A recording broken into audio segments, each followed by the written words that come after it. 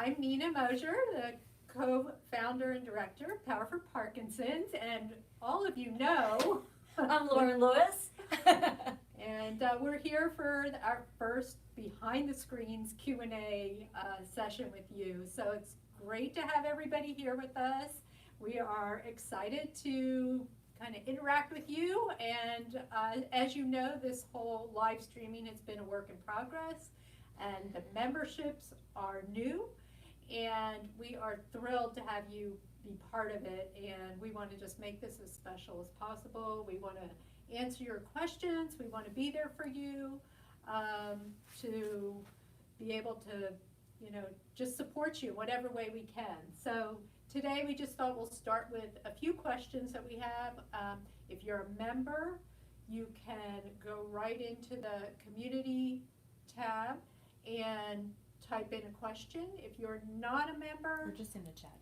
oh, in the chat, you can ask the question. If you're not a member, that is not accessible right now. You can become a member, but if you ever have questions or comments, please email us at info@powerforparkinsons.org, and we are happy to communicate with you at any time.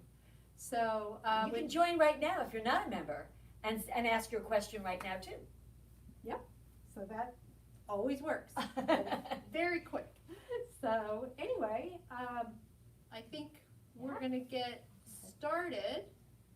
So, this is Maggie behind the screen, literally. She's our wizard behind the screen. So I'm going to be asking some questions, and the first one we have is, how can I find Power for Parkinsons in my community, in my city? And are you going to keep offering YouTube classes after the pandemic?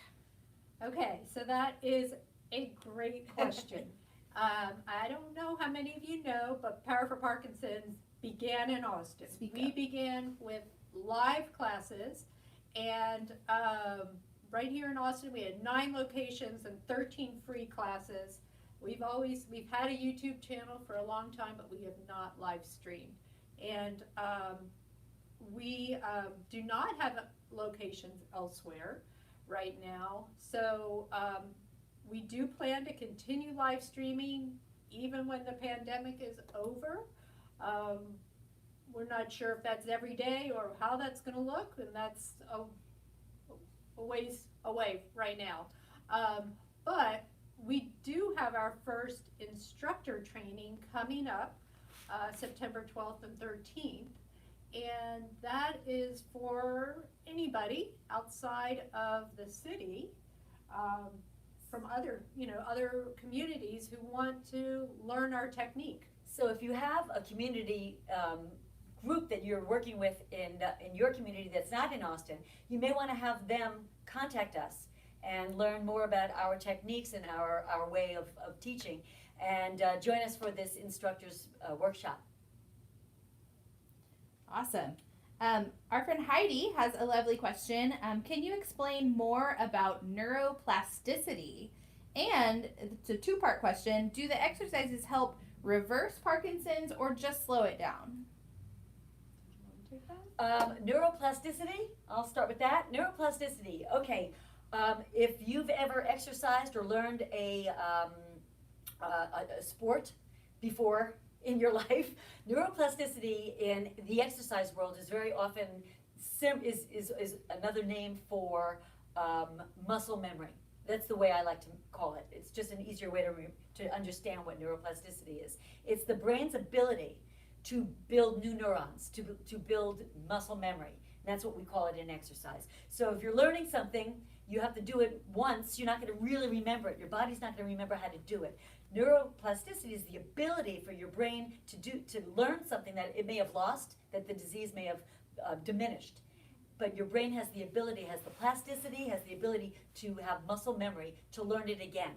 So that's why we say to repeat doing all these large muscle movements, do them over and over again, even if you haven't lost these emotion or an ability, even if you haven't lost it, it's really good to reinforce these neural pathways. And what was the other?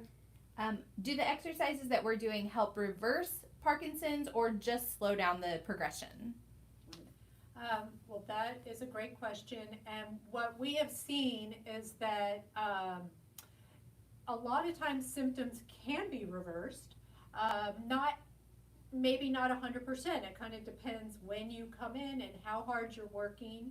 But we definitely have seen people's symptoms reverse. Like one example is when one participant came to our class and started exercise. In about 3 weeks, he was able to put his jacket on again. He didn't have that flexibility to put his arm back, but after about 3 weeks of moving, he made had a big change. So a lot of the stiffness resolved. And range of motion. And exercising 2.5 hours a week can make a really big difference. There's been studies showing that. And so anyway, exercise can make a dramatic impact on your life. All right. Serious question here, Lauren. This comes from Robert Camper. Oh no. What are some strategies for remembering things such as this morning's move and shout class? Guess who was not on? Well, the best way to remember that we have a move and shout class is by subscribing. Ooh, good one. Oh, you weren't expecting that answer. If you subscribe, you will get notifications and you won't forget. Love it. And you can actually click to get a reminder for specific classes on our page. Okay. So, awesome. Thank you so much. Devesh in India has asked us, what are the best size weights to use? What weights should I be using in exercise classes? That's a great question, and I get that. A lot of people ask that, and I think it's very, very personal. First of all, everyone has to, it depends on your own fitness level and your mobility and your ability, and it depends on your tremors and your strength. And there's a million. But the best answer, the answer that works for everything is I always say start real light, because you want to get the motion, the movement more important than the strength to start off with. So once you feel capable and able to start off with even ones or twos, it may not feel like much for you, but once that will allow you to get the feel for what you're holding something, working through the range of motion, working through the motion that we're doing, whether it's shoulder presses or bicep curls or whatever we're doing. But it gives you it reminds the brain what you're doing. You can see where and how you're working in a safe and non-risk area, and then you can add weights as you feel more and more safe. But I never suggest starting with heavy weights and working lighter. All right, thank you. So the next question comes from Karen, spooky Karen. Oh, we love Karen. Karen in Canada is asking us, in a lot of exercise classes, our instructors are talking about crossing the center. What does that mean, and what does it do? Okay, well, you're looking at me. So what that does is that is something that a lot of people with Parkinson's lose, is that ability to cross the midline, the middle of the body. So, and like, for instance, when people are walking and you have Parkinson's, a lot of times you lose your arm swing, so it's going together. You're walking together instead of opposite. So Lauren works a lot on that. A lot of our instructors do. So crossing the midline, going across your body, again, is another way of developing those new neural pathways and stimulate your brain. And crossing the midline also forces, because your right brain moves your left side of your body and vice versa.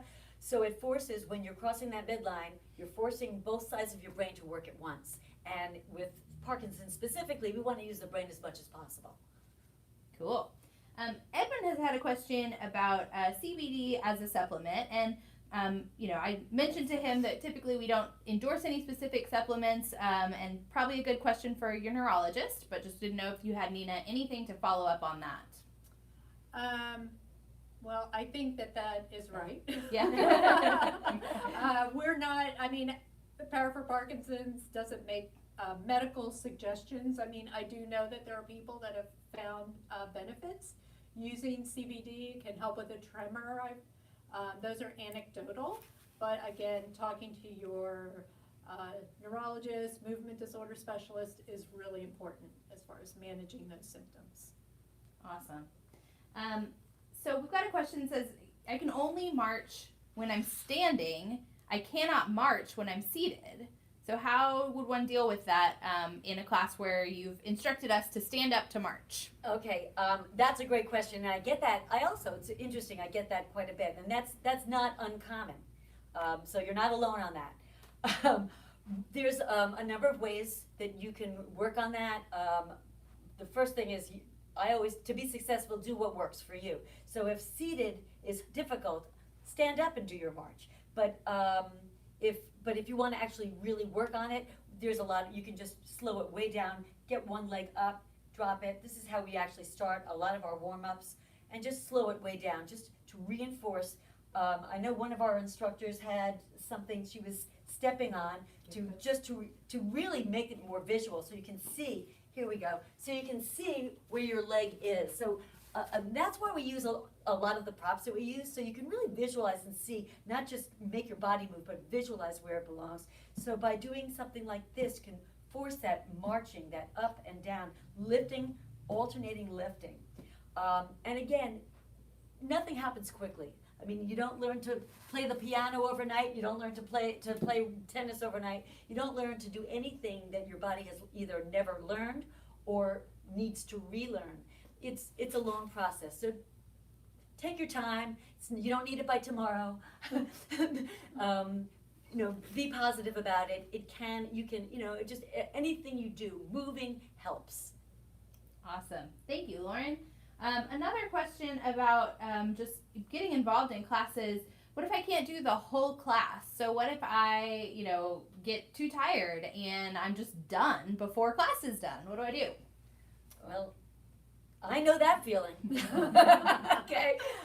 Here's what I suggest, and I think, and I've said this to people in live classes too. If either you get too tired or you can't remember, or some of the movements just are too difficult for you, stay with the one movement that works for you, so you're always moving. Or, especially for my class and a lot of the other classes, there's a vocal component to it. So if you're too tired or it's not working or whatever, or you can't remember, or whatever's going on, use the vocal part, because that's still really, really beneficial. It keeps your brain going, it keeps the memory going, it keeps your focus, and it works on vocal power, which if that's not one of your symptoms, you still want to work on it. It's just because it's a common symptom, so that you don't want to lose it. So it keeps you engaged, so that you can come back and join later or take the class again, but it also keeps you part of the class.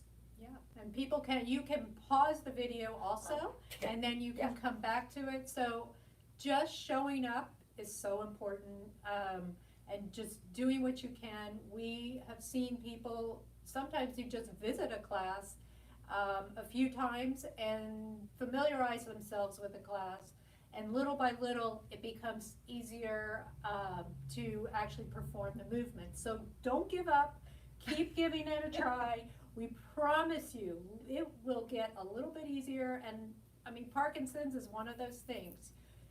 Every day is different. You don't know what the day has in store for you sometimes. So you might have a great day one day, and the next day is maybe not so good, but keep it up, because it's going to help you in the long run.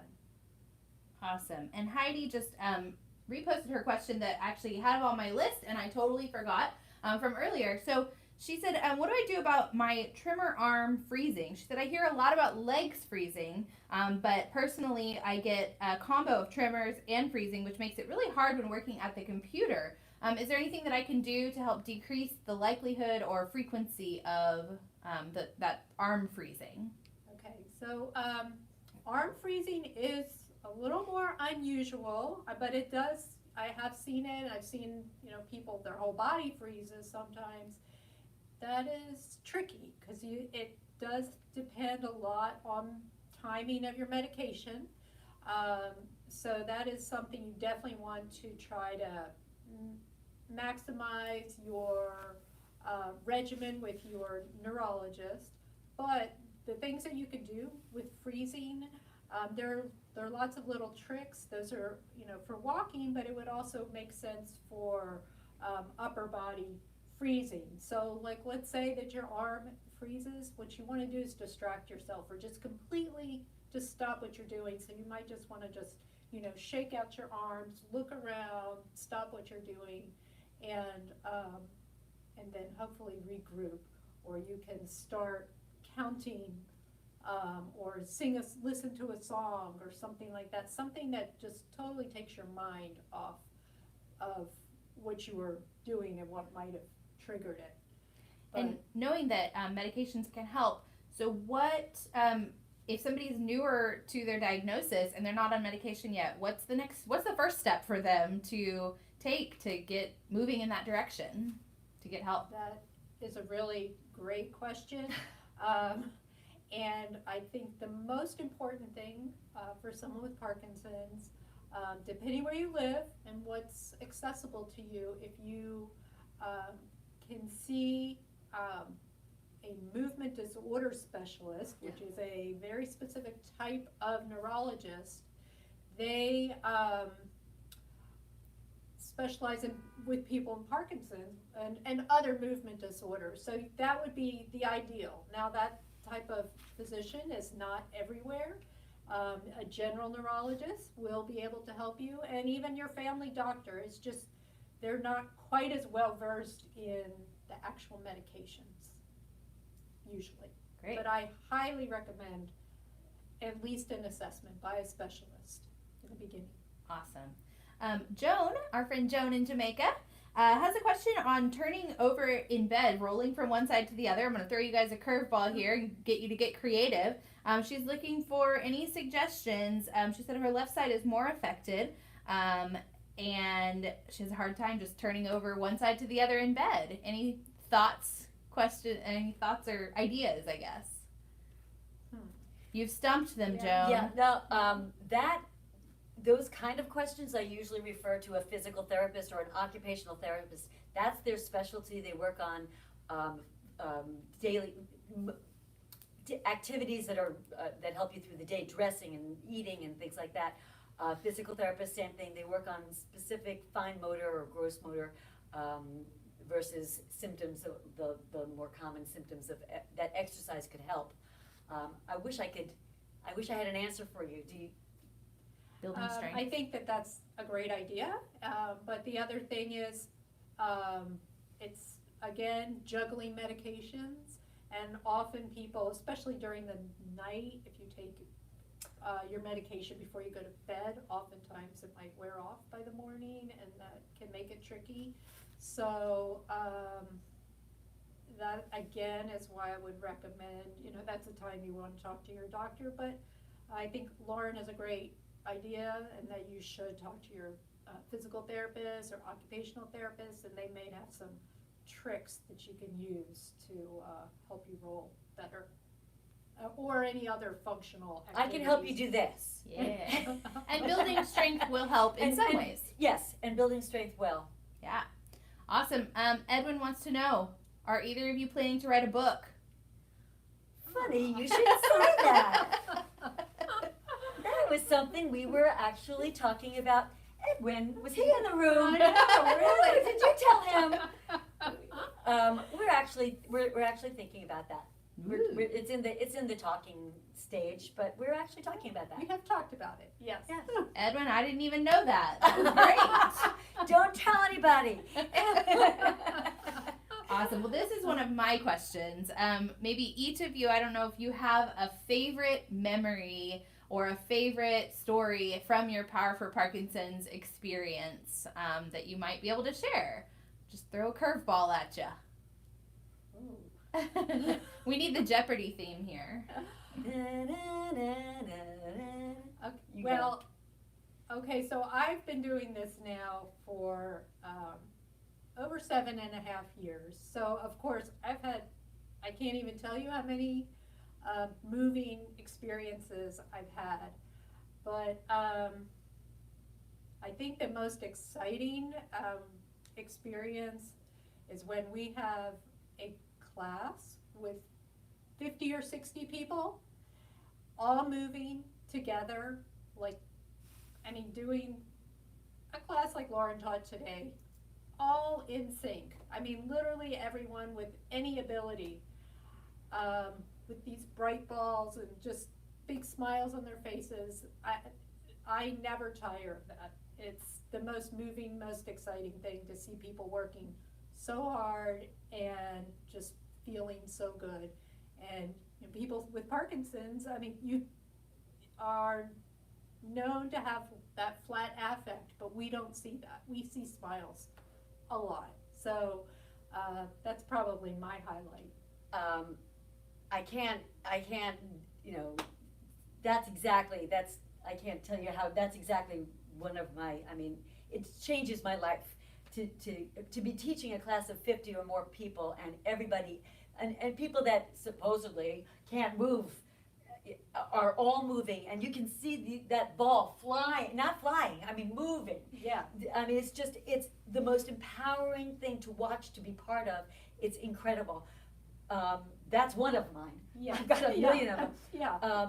But I also have a list of people that have come to me that take our classes, regular participants.